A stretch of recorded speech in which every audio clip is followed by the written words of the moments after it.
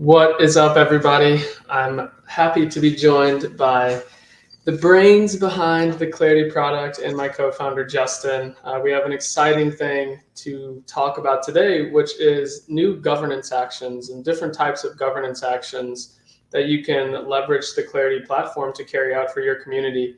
And one thing that we know from being in the DAO space and working with decentralized communities all the time is that governance is hard, and making governance easy for your community is a very hard thing to get right. So we're going to share some ideas, show you how you can leverage the Clarity platform to do it. But before we get into a little product demo, what are your thoughts on kind of governance, and what were the goals with this most recent update that we have pushed here and you worked hard to push?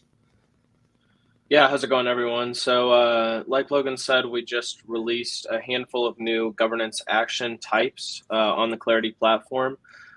These help to kind of fill in different roles that might be in different positions along the decision-making process for different organizations, each with kind of different levels of social contracts that go along with them and different levels of expectations from the community on whether it's early stages of refining an idea or final stages of publishing the final decision. So excited to kind of demo what we've built to be able to give organizations more of those tools. All right, let's take a look at it. So when you create a governance action on the Clarity platform, you click this new button.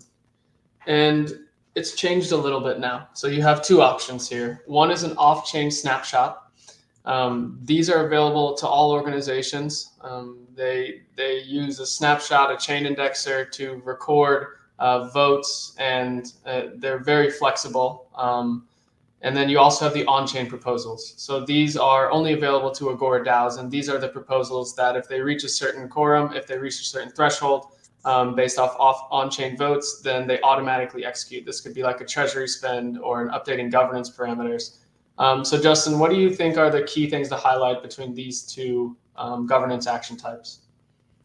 Yeah, the off-chain polling is a lot more flexible since it's not enforced by smart contracts. We're able to carry out a lot more customized implementations if that's more your speed.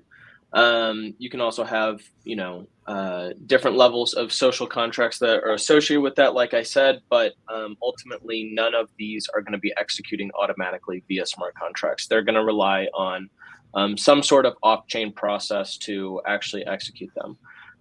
Whereas with the on-chain proposal, the benefit of that is that it's all smart contract driven. So like Logan said, as soon as a decision-making execution threshold has been reached, smart contracts fire away and automatically carry out the decision that's made by a community using smart contracts with no intervention needed from like a trusted admin or anything like that. So I'd say that's the big difference as far as outcomes with each of those kind of high-level governance types. Yeah, and I think one important thing to highlight is that these two different sets of governance actions can be used with each other and balance each other out.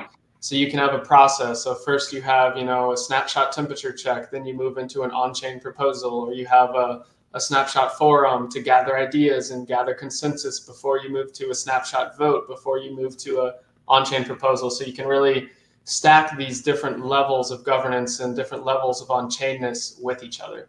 So let's take a look deeper into what different types of off-chain snapshot voting can you create. So the first one is a closed pool. Now, some examples of this is like a yes/no vote, approve or don't approve. You can also have a multiple choice vote here of like, maybe it's, hey, we want to, fund a nonprofit from our treasury. Here's the four we're thinking about. And then you have the open polls.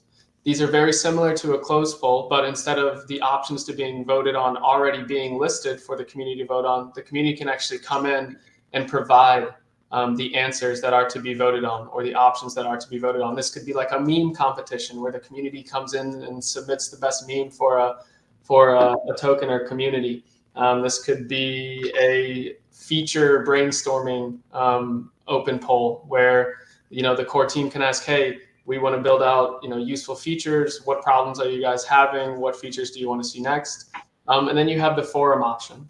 So this is a place for discussion. This happens a lot within, discords and everything, but this is a formal place to have a discussion before something moves toward deeper into the governance pipeline. And then you have a snapshot proposal.